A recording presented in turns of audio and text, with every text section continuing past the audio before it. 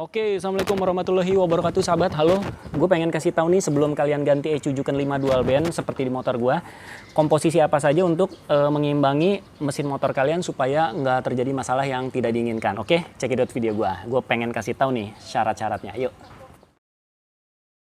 Syarat yang pertama sebenarnya bagian pengapian ya. Seperti yang pertama adalah coil. Ini coil udah gue kembalikan ke standarnya sekitar 8.000 atau 12.000 voltase gitu. Kalau yang racing kan di atas itu ya, bisa 80 ribuan voltasenya.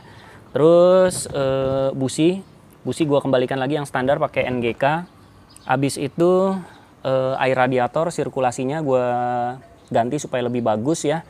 Ini gue ganti radiatornya yang agak bagusan supaya pada saat digeber mesinnya di tes dyno pada saat setting ECU Juken ini pendinginan mesinnya maksimal. Habis itu oli harus gue ganti supaya nanti pada saat dites juga di mapping atau di setting pada saat di tes dyno itu olinya bagus. Jadi nggak pakai oli yang bekas-bekas ya, ini pakai olinya yang baru supaya digeber mesinnya oke dan hasilnya maksimal.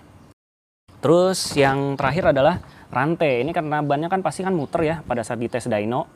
Itu rantainya pastikan juga pakai rantai yang bagus ya, yang baru supaya ya nggak putus aja pada saat digeber dengan kecepatan yang tinggi. Terus bensin, BBM-nya harus maksimal, pakai oktan yang kalau bisa oktan yang bagus lah, yang bersih. Jadi proses sirkulasi penyemprotan bensin di throttle bodinya ini lebih maksimal dari injektor ke throttle bodinya. Udah sahabat, syaratnya seperti itu. Oke, gue pengen kasih tahu detail satu persatuannya. Yuk. Baiklah sahabat, gue pengen jelasin satu-satu alasan gue standarin. Yang pertama radiator, gue kenapa nggak beli pakai yang Bipro atau pakai radiator yang gede gitu ya.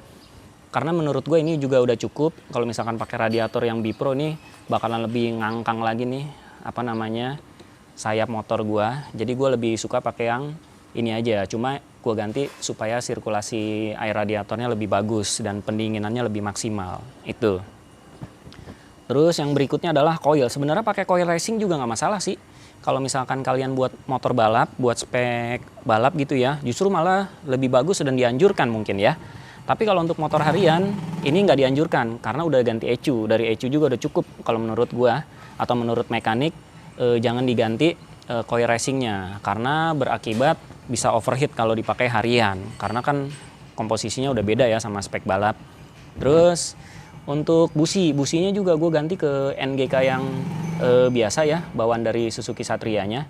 Kenapa nggak pakai Iridium atau Super Iridium atau yang lainnya? Karena menurut gue spesifikasi busi yang standar juga udah lumayan bagus. Sekali lagi untuk spek harian. Kalau misalkan untuk spek racing ya kalian boleh racingin semua, total juga nggak masalah, malah dianjurkan. Gitu sahabat ya.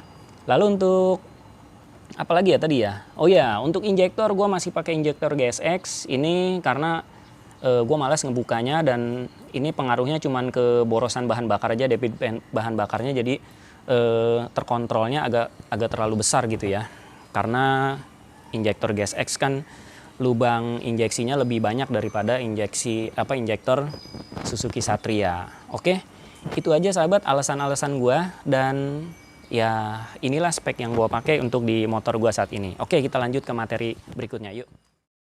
Oke sahabat, untuk yang terakhir adalah bagian gearset atau rantai. Ini sengaja gue ganti baru supaya pada saat di tes dyno ini nggak putus ya atau nggak bermasalah. Karena rantai gue yang kemarin itu udah jelek banget. Jadi kalau misalkan kalian mau tes dyno terus ganti ECU Juken dan di mapping serta di setting, kalian wajib perbarui part-part yang gue sampaikan di video ini. Oke. Terus oli ini gue ganti juga pakai oli CTX yang Rev Max supaya pendinginan mesinnya agar lebih maksimal. Dan kalau misalkan kalian pakai oli yang belum diganti, oli bekas gitu ya, terus motornya dites digeber-geber kayak gitu ya nggak bakalan maksimal hasilnya. Oke, sekarang gue pengen kasih lihat nih sahabat nih dyno test gue di grafiknya. Cekidot yuk.